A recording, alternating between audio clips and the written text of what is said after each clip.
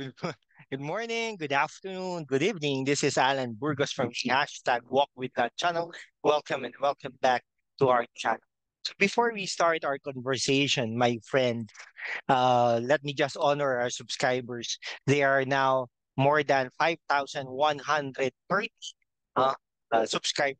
Thank you so much. And all of the subscribers are coming from different parts of the world, no? Including United States of America, in Canada, Australia, United Kingdom, of course here in the Philippines, and friends from Pakistan, no, India, no, Bangladesh, Southeast Asia, Hong Kong, Singapore, Thailand, Malaysia, etc. And of course, no, from European countries, no, and North American countries, etc. Okay. So the conversation that we have for today is about De La Rosa, no? Si Bato De La Rosa, no? Si Bato De La Rosa ay in-interview po, no? With regards po dun sa uh, paglaya po ni dating Senador De Lima, no? Si De La Rosa po ay dating ano yan, no? Dating ano po yan? Dating PNP chief ni Pangulong Duterte, tapos naging senador. No, ang sabi niya po ay ah, ano po yan? Ang sabi niya po ay ano siya, no? Si De Lima ay hindi political prisoner, no? Pero balikan po natin, no? Balikan po natin. Okay? Si De Lima po, nag-start po yan nung sa Commission on Human Rights. Okay? Inimbestigahan niya po, no? Si Duterte, mayor pa siya, no? Yung mga death squad, no, sa Davao, no. Alam naman po natin 'yan, no. Okay? Na may mga nangyayari gano'n. Pero hindi po natin alam kung sino po yung nasa likod ng mga ano na 'yon, no, sa likod ng mga pangyayari no'n. Okay? So, ngayon po, no? So, tas after po no'n, tumakbo po bilang senador, nanalo po 'yan kasi ang ano po ang pangulo po nung at that time si Noynoy Aquino, no? Si Noynoy Aquino, siyempre, nagamit ang political prowess ng government, nanalo siya bilang senador. Pero siyempre magkaiba po 'yun, no? Magkaiba po 'yun sa kandidatura ni Rojas. Si Rojas po ay kandidato ni Aquino, pero wala hindi nanalo, mahina po kasi yung kandidato. Okay, so something like that. So umupo si Duterte, no? Tapos nung naging chairperson po ng Committee on Justice si De Lima, no? Kasi part rin siya ng majority no? That time, no? Tapos nung ganun pa rin. Inimbestigahan pa rin niya si Duterte. Kumbaga, no? Naging ano niya, no? Tapos after noon, may nasilip na mga kababalaghan. Baga, di umano, no?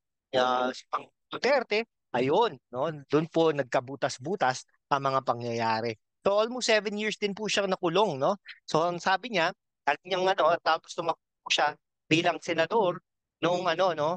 Um, uh, kailan ba siya tumakbo? Noong 2022, no? 2022, tama, tumakbo siya bilang senador, natalo na siya. Okay? Natatalo lang pala niya, no? Natalo siya. So, ang ano niya is 2016 to 2022, nag-re-elect siya, ng 2022 ay talo na.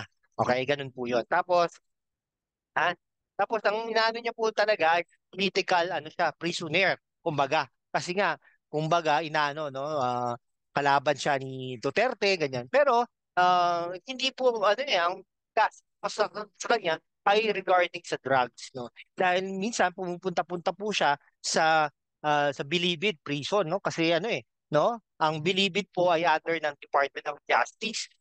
So, alam naman po natin, may mga corruption dyan, drugs, etc. No? Yan.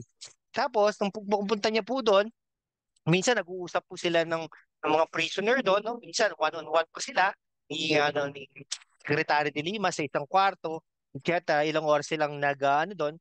Pero hindi naman po natin alam ang pinag-uusapan. No? Baka nagkukwentuhan lang sila. Mga 3 oras po sila nagkukwentuhan doon with regards to that. Pero allegedly lang naman po yun. No? Baka naman po may talagang meron, Hindi natin alam, baka biglang meron naman po tao doon. Imposible naman kasi iwan si Secretary de Lima sa kwarto ng 3 oras. Kausap ang mga kriminal na ito. No? Hindi naman siguro. Pero hindi po rin natin alam kung anong nangyari po doon. Wala naman po tayo doon. Okay, so ganun po yung nangyari. Tapos po noon, doon po, no? So parang umingi yata ng pera sa pagtakbo ng senador.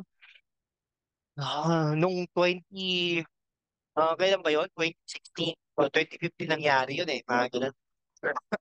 So, ganun po yung nangyayari.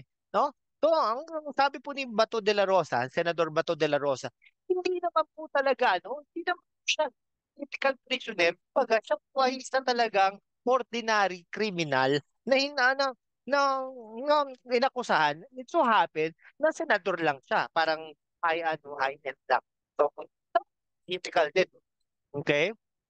It's political din. Kaya lang, ang pagkakamali lang siguro ng mga Duterte, bakit po nangyayari ito? Dahil hindi po nila napatakbo si Sara Duterte bilang Pangulo ng Pilipinas. Kasi kung tumakbo si Sara Duterte noon, no? Okay? Ay hindi po natin alam. Baka hindi po si Bongbong Marcos ang Pangulo. O kung si Bongbong Marcos ang Pangulo, definitely may gagawin ito para naman kay Duterte. Kasi kinalaban mo di ba? Something like that. Okay? Ayun. Kayo po ba, ano po ano po ba tingin niyo kay De Lima?